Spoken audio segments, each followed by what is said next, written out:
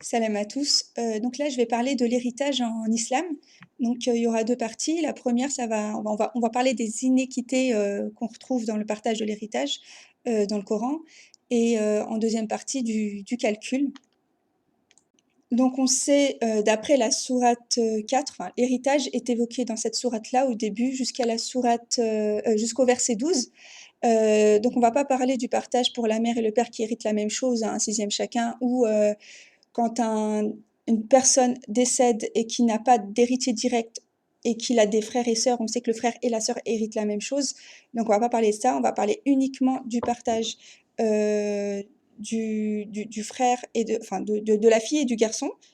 Donc le garçon hérite 2 fois plus que sa sœur et de la veuve qui, elle, hérite la moitié du veuf en fait. Un huitième pour elle, un quart par contre si c'est un homme qui perd sa femme.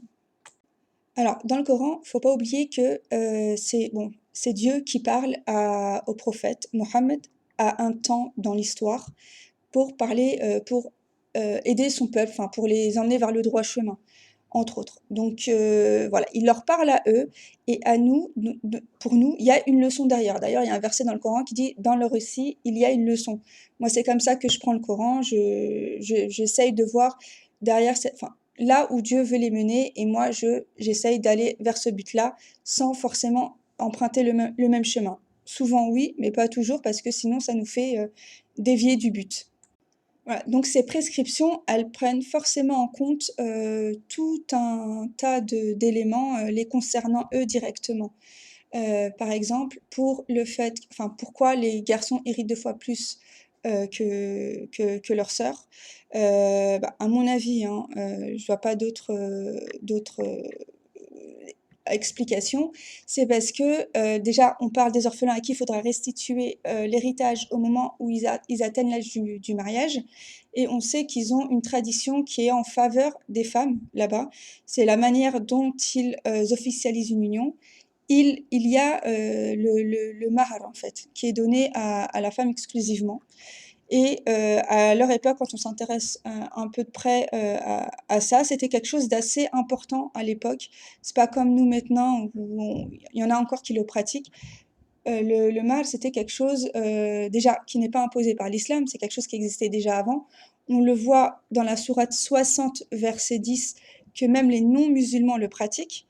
Donc c'était une pratique avant, voilà, qui était pratiquée avant le Coran.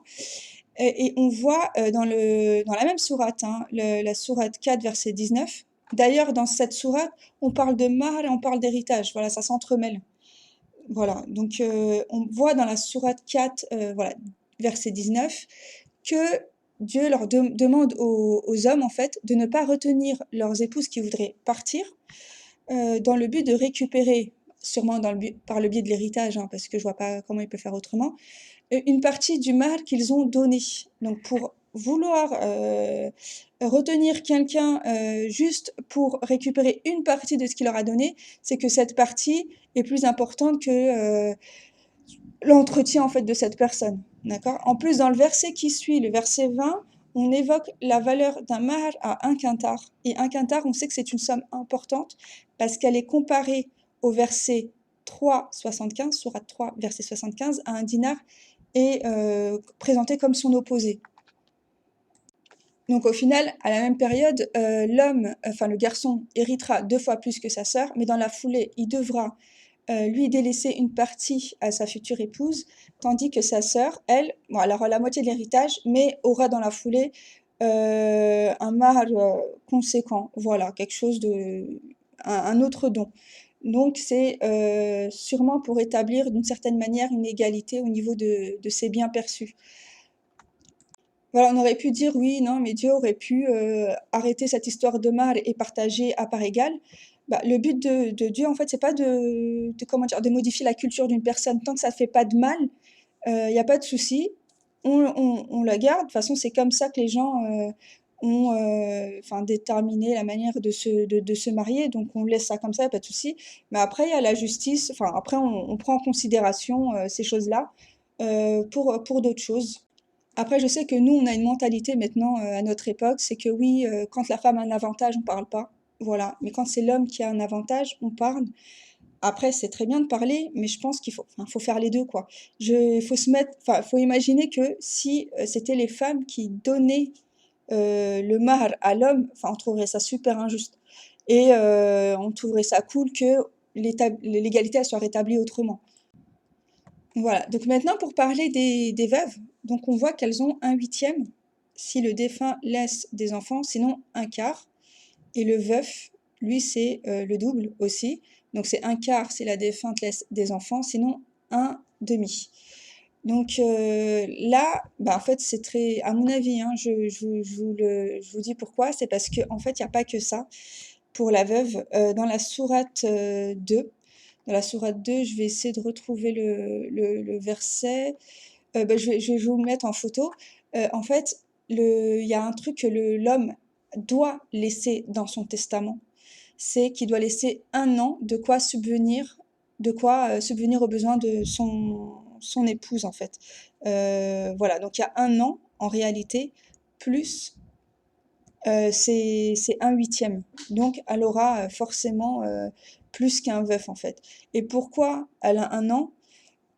Pour moi, c'est très simple, c'est qu'au verset 4, 34, on sait que les hommes assument les femmes financièrement. C'est les hommes qui s'occupent d'elles, donc c'est pour ça qu'on pense un peu plus à elles. Voilà, on doit lui laisser un an de quoi se retourner. Voilà, donc l'inverse n'est pas demandé, parce que les hommes n'ont pas besoin qu'on leur laisse des sous pour qu'ils puissent subvenir à leurs besoins, puisque c'est eux qui travaillent et qui sont autonomes en fait financièrement. Donc voilà.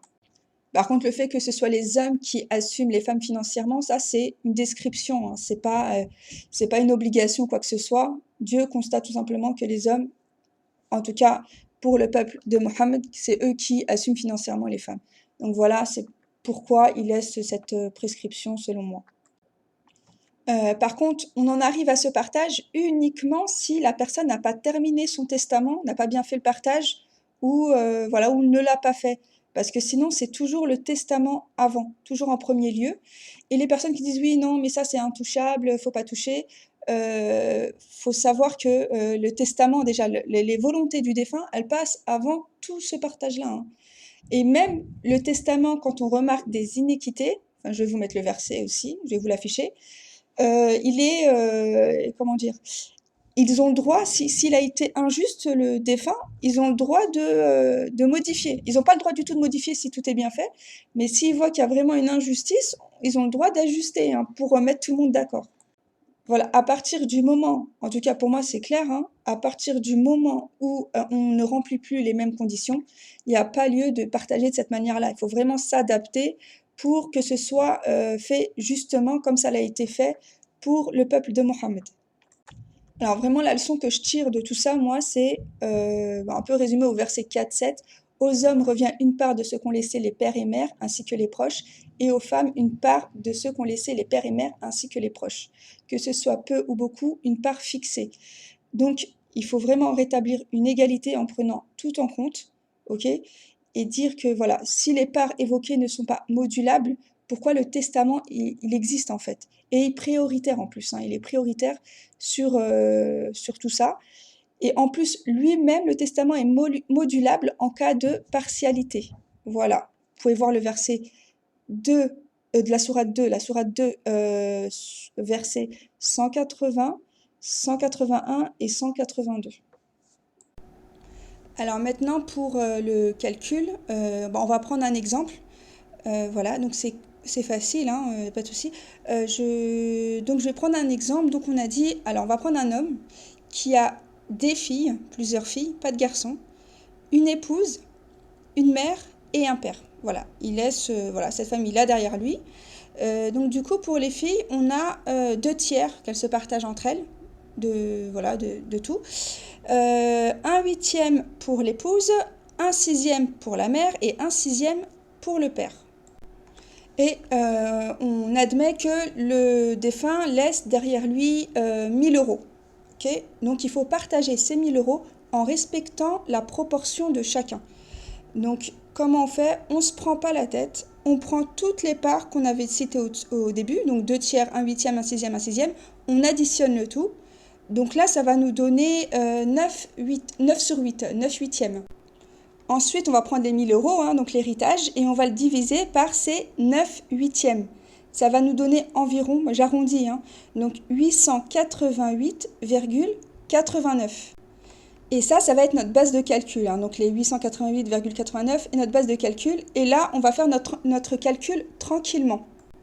Donc 2/3 de cette base-là, ça nous fait 592,59. J'arrondis toujours.